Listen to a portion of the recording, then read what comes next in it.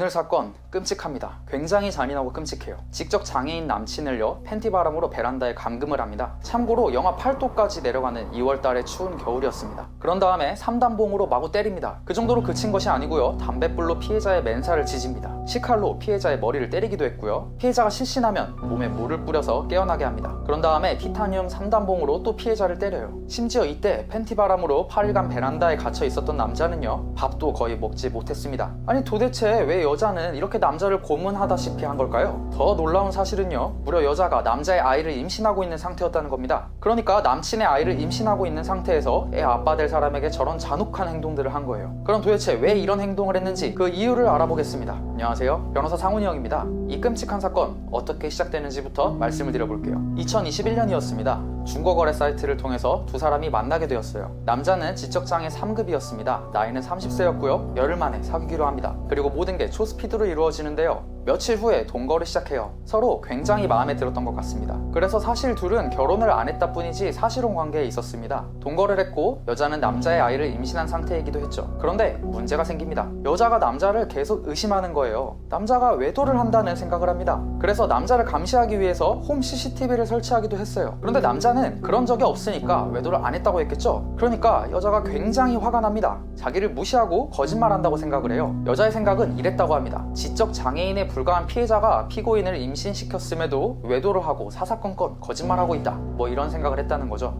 정상인의 사고방식으로는 도무지 이해가 안 갑니다. 아무튼 그렇다고 처음부터 남자를 베란다에 가둔 건 아니었고요, 피해자의 얼굴을 주먹과 발로 몇 차례 때리다가 점점 그 정도가 심해진 겁니다. 그래서 아까 말씀드린 것처럼 팬티만 입게 하고 베란다에 감금을 한 건데요, 심지어 이때 음식과 물을 주지도 않았습니다. 화장실도 못 가게 해요. 그때 여자가 했던 말이 이런 겁니다. 죽을 때까지 맞아. 넌 살아서 베란다 밖으로 못 나가. 나 깜빵 간다니까 너 죽이고, 뭐 이런 살벌한 말들을 쏟아냅니다. 그리고 이때쯤 여자는 남자를 살해할 결심을 하게 돼요. 티타늄 강철제 3단봉도 이 무렵부터 등장하는 거죠. 참고로 길이가 63cm짜리입니다. 이걸로 피해자를 마구 때린 거죠. 피해자는 이렇게 말합니다. 머리가 아프고 배가 고프다, 미안하다, 그만해라, 이런 식으로 폭력을 중단해줄 것을 애원했는데도요, 여자는 당연히 멈추지 않았고 심지어 피해자 얼굴에 검정색 비닐봉투를 씌워서 숨을 못 쉬게 했습니다. 또 그런 상태에서 허리를 펴게 하고요, 허리를 굽히면 바로 3단봉으로 남자를 무자비하게 때립니다. 또 담뱃불로 지지고 기절하면 물을 뿌려서 깨우는데요, 사실상 일제시대 순사가 독립운동가 고문하는 거의 그런 느낌입니다. 2022년에 이런 일이 벌어졌다는 것 자체가 믿겨지지가 않는데요, 결국 우리의 불쌍한 피해자는요 8일간 팬티만 착용한 채 폭행을 당하다가 저체온증으로 사망하게 됩니다. 끔찍한 최후를 맞게 된 거죠.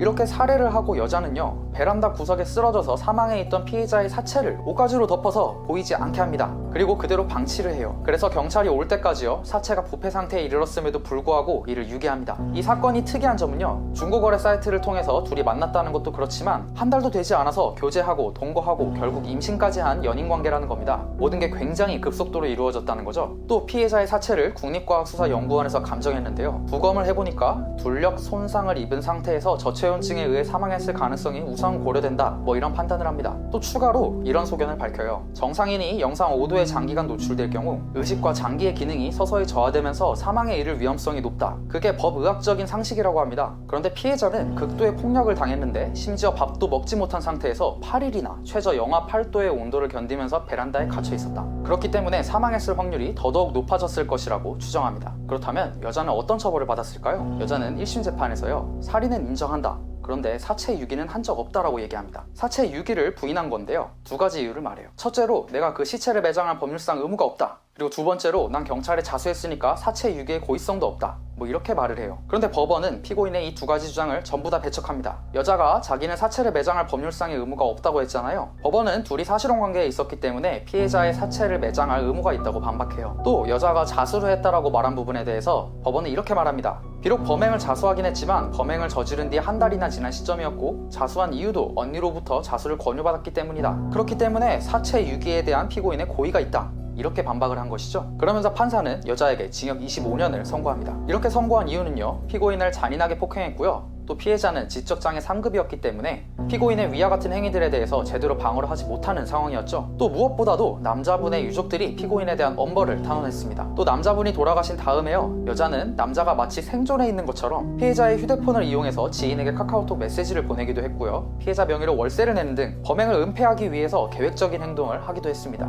이런 걸 전부 다 고려해서 징역 25년이 나왔는데요, 다만 여자가 이전까지 형사처벌을 받은 전력이 없다는 점을 고려해서 더 높은 형량이 나오진 않았어요. 그런데 놀랍게도 여자는 항소를 해요. 그리고 여기서 반전이 일어나는데 뻔뻔하게도 2심에 와서는 살인의 고의도 없었다는 주장을 합니다. 여자는 범행을 할 때 무려 심신미약 상태였다고 주장해버려요. 또 징역 25년은 너무 과하다 뭐 이런 얘기도 합니다. 살인의 고의가 없었다라고 주장한 점이 정말 어이가 없긴 한데요. 당연히 2심 재판부에서 이 주장을 받아들이지 않았습니다. 일단 3단봉으로 잔혹하게 남자를 구타했잖아요. 또 음식을 8일간 딱 한 번만 주었고 최저기온이 무려 영하 8도였습니다. 그렇기 때문에 이런 상황에서는 사람이 죽을 수 있다고 누구나 판단할 수 있잖아요. 그렇기 때문에 살해의 고의가 인정된다는 거죠. 또 여자가 심신미약 주장을 했잖아요. 그런데 이 심신미약 주장을 하면서 여자가 뭐라고 했냐면요, 자기는 임신 중이었다, 또 다이어트 약을 먹느라 불면증, 우울증 증상도 있었다, 게다가 나는 경계성 성격장애 및 반사회성 성격장애가 있다, 그래서 이런 범행을 저지른 건데 좀 봐달라 뭐 이런 식으로 말을 합니다. 근데 법원에서 이 역시 인정하지 않습니다. 왜냐하면 남자분이 돌아가신 다음에요, 남자 명의로 월세를 송금하기도 하고요, 남자 휴대폰을 이용해서 카톡도 했다 뭐 이런 말씀 드렸잖아요. 누가 봐도 여자가 정상적인 상황 인식 능력과 판단 능력이 있는 상태죠. 자기 범죄를 숨기기 위해서 합리적인 행동을 한 거잖아요. 그렇기 때문에 법원은 심신미약 상태를 인정하지 않았고요, 또 다이어트 약을 먹어서 잠을 못 자고 뭐 환청이 들리고 예민해졌다, 이것도요 법원은 받아들이지 않습니다. 왜냐하면 그전에는 이런 진술을 한 적이 없기 때문이에요. 그렇기 때문에 갑자기 급조해서 지어낸 말인 것 같다라고 법원이 의심을 한 거죠. 그래서 1심에 25년이 그대로 확정이 됩니다. 이 재판은 3심까지 가게 되는데요, 3심에서도 피고인의 상고를 기각합니다. 결국 1심 그대로 여자는 25년형을 받게 된 거죠. 오늘은 충격적인 지적장애 남자친구 구타 및 사망 사건을 알아봤는데요, 어떻게 2022년에 이런 끔찍한 고문 사건이 일어날 수 있는지 참 의문이고, 앞으로 우리 사회는 이런 일을 방지하기 위해서 더욱 많은 노력을 해야 될 것입니다. 들어주셔서 감사합니다.